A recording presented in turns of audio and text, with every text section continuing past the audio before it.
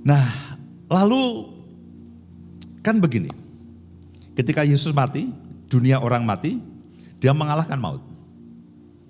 Nah, ada kuasa yang membuat Yesus itu bisa mengalahkan maut.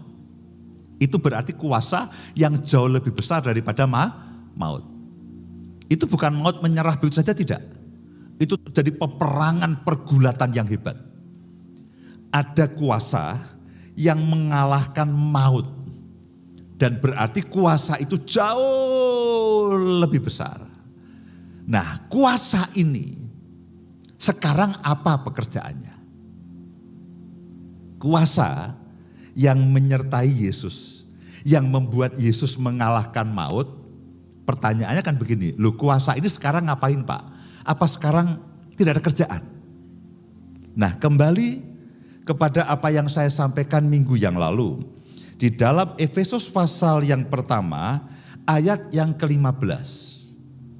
Saudara akan makin faham, dan saudara akan makin tahu kebenaran ini.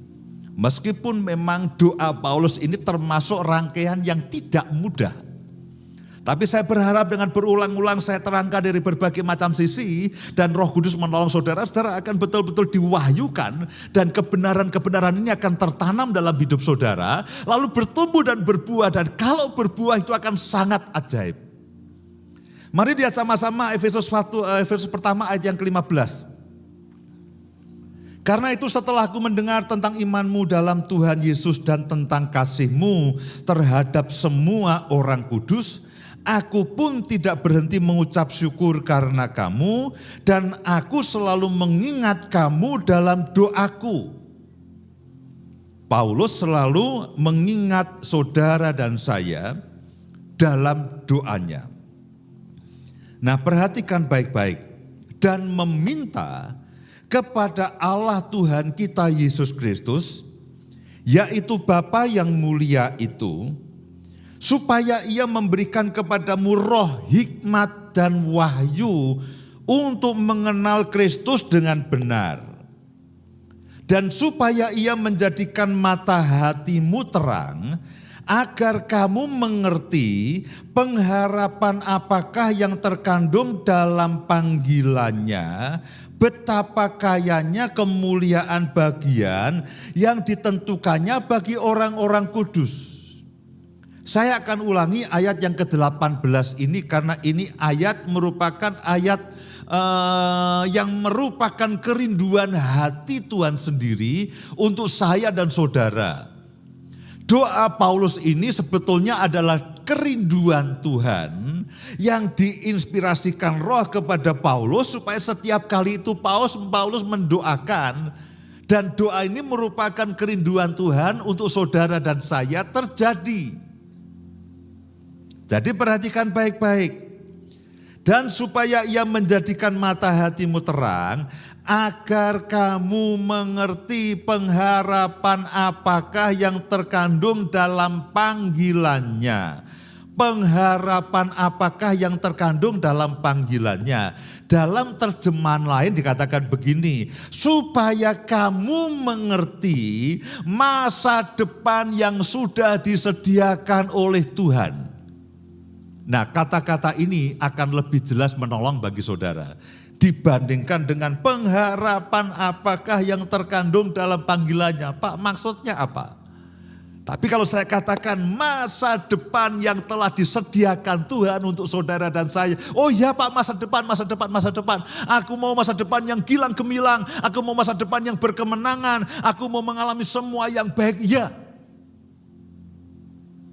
Paulus berdoa supaya roh hikmat dan wahyu menolong saudara dan saya. Supaya saya dan saudara itu mengerti masa depan yang disediakan Tuhan bagi saya dan saudara. Supaya saya dan saudara mengerti akan kodrat ilahi, penetapan Tuhan, panggilan surgawi, destiny yang Tuhan sediakan bagi saya dan saudara. Nah, itu yang Paulus itu mau doakan. Dan itu merupakan doa yang pokok doanya diberikan oleh Tuhan sendiri kepada Paulus. Paulus, ini ada pokok doa untuk jemaatku, doakanlah setiap kali supaya mereka itu mengerti, mereka mendapatkan wahyu mengenai masa depan yang sudah aku sediakan. Betapa kayanya kemuliaan bagian yang ditentukannya bagi orang-orang kudus. Nah, Bapak, Ibu, dan Saudara semuanya, masa depan yang ajaib yang Tuhan sediakan bagi saya dan saudara. Ketika saudara membaca Alkitab, bagaimana saudara membaca mengenai Abraham yang awalnya tidak tahu apa-apa, lalu Tuhan memanggil dia, dan sejak itu Tuhan memberkati, mengawal dia, menolong dia, sampai disebut dengan Bapa orang yang beriman dan yang menggenapi rencana Tuhan. Bagaimana caranya dari seorang Abraham yang tidak tahu menahu sama sekali, dengan semua kelemahan dan semua keterbatasannya sebagai seorang manusia, lalu tiba-tiba dia bisa menggenapi rencana Tuhan yang ajaib. Pertanyaannya adalah, loh, siapa yang menolong Abraham? Oh ya, Tuhan tentu. Tapi bagaimana dia menolong Abraham? Bagaimana si cacing Yakub dan si ulat Israel? Kalau saudara baca di dalam Yesaya 41 ayat yang ke-14. Itu ada penggambaran yang ya gimana ya, tidak enak. Yesaya 41 ayat yang ke-14. Alkitab menyebut Yakub itu cacing dan menyebut Israel itu ulat. Kenapa? Itu menunjukkan akan ketidakmampuan. Yesaya 41 ayat 14, tolong besarkan yang di sini. Janganlah takut, hai si cacing Yakub dan hai si ulat Israel. Alkitab memberikan gambaran dengan jujur bahwa Yakub itu seperti cacing, Israel itu seperti ulat. Mereka ya memang manusia belaka dengan kelemahannya, dengan keraguannya, dengan kepengecutannya, dengan pemberontakannya, dengan semua atribut manusia yang paling jelek yang melekat dalam kehidupan mereka. Sampai Alkitab mengatakan, hai si cacing Yakub dan si ulat Israel. Yakub, Israel mau protes, Tuhan akan keluarkan bukti-buktinya. Pertanyaannya adalah bagaimana cacing dan ulat itu bisa dipakai oleh Tuhan dengan cara yang ajaib, dengan cara yang luar biasa. Bagaimana caranya? Saya dan saudara tidak lebih baik dari Yakub dan Israel. Saya dan saudara bisa dikatakan dalam konteks semua kelemahan kita. Tentu kita akan, oh Pak, saya bukan cacing, saya bukan ulat, saya adalah orang-orang yang penuh percaya diri. Ya saudara, dan saya penuh dengan percaya diri. Pak, saya orang yang optimis, saya adalah Raja Wali. Oh iya.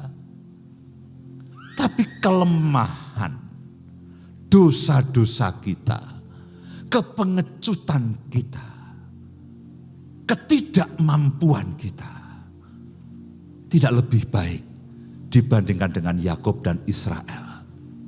Setiap kali kita berbalik daripada Tuhan, setiap kali ada masalah kita ketakutan dan kita menghindari akan Tuhan. Kalau saya dan saudara tidak lebih baik daripada Yakub dan Israel, lalu sebutannya apa? Pak, saya tidak mau disebut cacing dan tidak mau disebut ulat, lalu apa? Lebih buruk daripada itu? Ya, karena kita tidak jauh lebih baik. Pertanyaannya adalah, lu kenapa? Sampai akhirnya Yakub itu mampu, meskipun dengan katakanlah terseok-seok, dia mampu menyelesaikan destininya. Kenapa Israel itu mampu menyelesaikan destiny Tuhan? Daud, Alkitab mengatakan dia diambil dari padang penggembalaan. Lalu bagaimana dia bisa sampai menjadi raja yang dicintai oleh Tuhan sendiri. Bahkan Yesus pun dipercaya sebagai keturunan Daud. Dia bukan manusia yang sempurna. Daud adalah anak muda yang juga bergulat dengan nafsunya. Pertanyaannya, bagaimana Abraham, bagaimana si cacing Yakub dan si ulat Israel, bagaimana Musa, bagaimana Daud, dan bagaimana bahkan Paulus. Yang dia katakan, aku ini paling hina di antara rasul. Lalu dia ralat, bukan paling hina di antara rasul, aku ini paling hina di antara orang percaya. Kenapa? Karena aku sudah menganiaya jemaat Kristus. Pertanyaannya adalah bagaimana orang-orang biasa yang bergulat dengan semua kelemahannya. Paulus katakan bukan yang baik yang aku inginkan itu yang aku lakukan. Tapi justru yang tidak baik yang tidak aku inginkan itu yang aku lakukan. Abraham, Isa, Yakub, Musa, Daud, Paulus, Petrus semuanya. Mereka adalah manusia biasa seperti saya dan saudara. Yang tetap bergumul dengan semua keberadaan dan kelemahan sebagai manusia. Pertanyaannya adalah mengapa mereka bisa menyelesaikan masa depan mereka yang penuh kemenangan dan penuh dengan gilang gemilang. Pasti ada yang menjadi backing.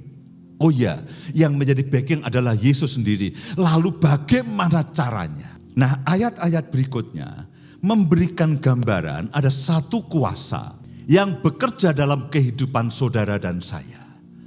Nah, kuasa itulah yang membuat Paulus itu katakan, sekarang aku mau berlari kepada tujuan. Aku tanggalkan semua beban dan dosa yang begitu merintangi aku, lalu aku mau berlari. Nah, kuasa yang membuat dia berlari ini, aku tanggalkan semua beban dan dosa. Kenapa? Karena sudah ditanggung oleh Yesus di kayu salib. Lalu dia katakan aku mau berlari untuk meraih panggilan surgawi itu. Nah, ketika dia berlari meraih panggilan surgawi itu, lalu energinya dari mana? Kalau itu hanya energi manusia, tidak mungkin. Kalau itu energi manusia tidak mungkin. Kalau itu optimisme karena kita ikut seminar pengembangan kepribadian tidak mencukupi. Pasti ada energi yang luar biasa yang menyertai entah itu Abraham, entah itu Musa, entah itu Daud, entah itu Yakub, entah itu Paulus sehingga mereka itu bisa berlari lalu menggapai panggilan surgawi itu. Mari lihat Efesus pasal yang pertama, lanjutkan pembacaan kita di dalam ayat yang ke-19. Efesus pertama ayat yang ke-19. Dan betapa hebat kuasanya bagi kita yang percaya. Terjemahan lain begini. Dan betapa hebat kuasanya menolong mereka yang percaya. Jadi ada kuasa yang sangat hebat yang menolong mereka yang percaya, menolong saya dan saudara sesuai dengan kekuatan kuasanya. Jadi saudara dan saya tidak berjuang dengan energi, dengan motivasi, dengan perasaan, dengan kemampuan manusiawi kita. Ada kuasa yang ajaib yang menolong saya dan saudara yang percaya, yang percaya, yang percaya, yang percaya, yang percaya. Ada kuasa yang menolong yang percaya itu. Pertanyaannya, Pak, gambaran kuasanya itu apa? Mari lihat ayat yang ke-20. Sesuai dengan kekuatan kuasanya yang dikerjakannya dalam Kristus dengan membangkitkan dari antara orang mati, mendudukkan dia di sebelah kanannya di surga, jauh lebih tinggi dari segala pemerintah, dan penguasa, dan kekuasaan, dan kerajaan, dan tiap-tiap nama yang dapat disebut, bukan hanya di dunia ini saja, melainkan juga di dunia yang akan datang. Dan segala sesuatu telah diletakkannya di bawah kaki Kristus. Dan dia telah diberikannya kepada jemaat sebagai kepala dari segala yang ada. Jemaat yang adalah tubuhnya, yaitu kepenuhan dia yang memenuhi semua dan segala sesuatu. Jadi ada kuasa yang bekerja menolong saya dan saudara. Kalau saudara bertanya, Pak, kuasa itu sebesar dan seajaib apa? Kalau saudara baca ayat-ayat tadi, kuasa itulah yang membuat Yesus mengalahkan maut. Jadi kuasa yang sekarang bekerja dalam kehidupan saya dan saudara, yang sering disebut Alkitab katakan kuasa kebangkitan, dan saya juga sering menyebutnya dengan kuasa kebangkitan bekerja dalam kehidupan saudara dan saya. Kuasa itu, kalau saudara tanya, Pak, ukurannya seperti apa? Hebatnya seperti apa? Itu sehebat pada waktu Yesus itu mengalahkan maut dan dia bangkit, menang atas maut. Kemudian mendudukkan di sebelah kanan di surga, melebihi semua nama yang bisa disebut dan menjadikan dia kepala. Nah, kuasa yang bekerja pada Kristus ketika dia mengalahkan maut, bangkit dari kematian, lalu bangkit mengalahkan segala-galanya, sampai dia duduk di sebelah kanan Bapa di surga, mengatasi segala sesuatunya. Kuasa itulah yang bekerja atas saya dan saudara.